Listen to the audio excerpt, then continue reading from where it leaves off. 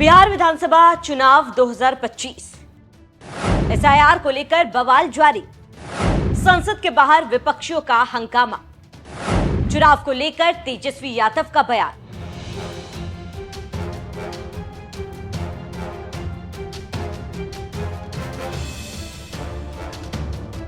नमस्कार, आप देख रहे हैं न्यूज एक्सप्रेस और मैं हूं आपके साथ शापनी पटनायक। ये चुनाव नहीं, लोकतंत्र की परीक्षा है।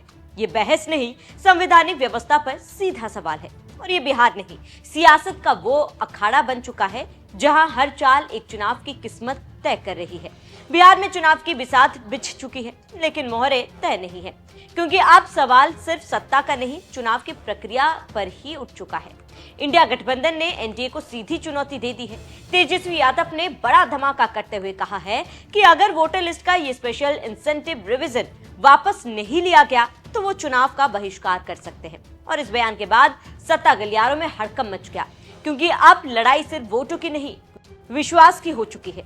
तेजस्वी यादव बिहार की राजनीति का वह चेहरा जो अब विपक्ष नहीं प्रतिपक्ष बन चुका है। और इस बार उन्होंने जो कहा उसने चुनाव आयोग से लेकर दिल्ली दरबार तक सबको सन्न कर दिया।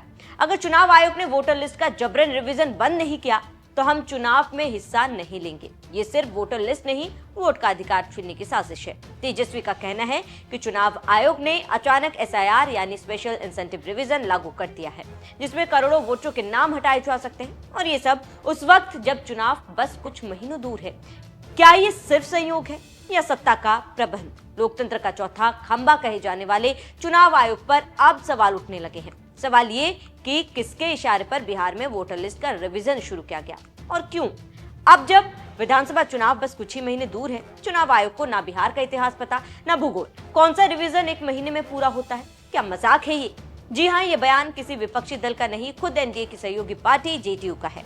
यानी अब एनडीए के भीतर ही फूट साफ दिखने लगी है।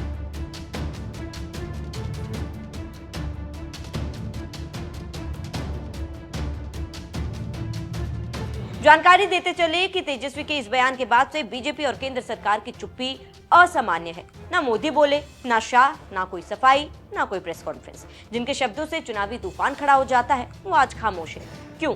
चुनाव आयोग पर सियासी दबाव के आरोप लगते आ रहे हैं, लेकिन इस बार मामला बहुत आगे जा चुका है। अगर विपक्ष ही चुनाव नहीं लड़ेगा तो चुनाव किसके लिए? संसद के अंदर भी एसआईआर यानी स्पेशल इंसेंटिव रिवीजन बवाल हो रहा है। कांग्रेस, आरजेडी, टीएमसी और यहाँ तक कि वाम दलों ने भी चुनाव आयोग की मंशा पर सवाल उठाए। सवाल सिर्फ तकनीकी नहीं है, ये विश्वास का सवाल है। सरकार की तरफ से कोई ठोस जवाब नहीं आया। कभी कहा गया कि ये नियमित प्रक्रिया है, कभी कहा गया कि राज्य सरकार की सिफारिश पर हुआ, लेकिन जेडीयू के विरोध के बाद एनडीए का तर्क ही ढह गया। जिस जेडीयू ने अभी अभी एनडीए में वापसी की थी वो अब सबसे बड़े मुद्दे पर एनडीए से अलग सुर में है। जेडीयू सांसदों ने चुनाव आयोग पर सवाल दागे और बीजेपी को कटघरे में खड़ा कर दिया। नीतीश कुमार खामोश है, लेकिन उनके सांसदों की भाषा साफ बताती है कि एनडीए में दरार है और इस दरार में इंडिया गठबंधन को ताकत मिल रही है। अब सबसे बड़ा सवाल यही कि अगर तेजस्वी यादव और इंडिया गठबंधन चुनाव का बहिष्कार करते हैं तो क्या ये चुनाव वैध माना जाएगा? क्या कोई एक तरफा एनडीए जीत को जनता मानेगी? लोकतंत्र सिर्फ प्रक्रिया से नहीं चलता, उस पर जनता के विश्वास से चलता है।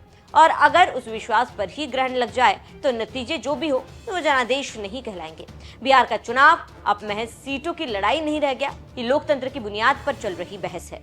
जब सत्ता के सामने संस्थाएं घुटने टेक दे, जब आयोगों से जनता का विश्वास डगमगाने लगे तो सवाल सिर्फ विपक्ष का नहीं होता, पूरा देश उस सवाल के दायरे में आ जाता है। अब देखना है कि चुनाव आयोग अपने रुख पर कायम रहता है या लोकतंत्र का आवाज सुनता है, और एनडीए क्या वो इस चुनौती का जवाब संवाद से देगा या साजिश से?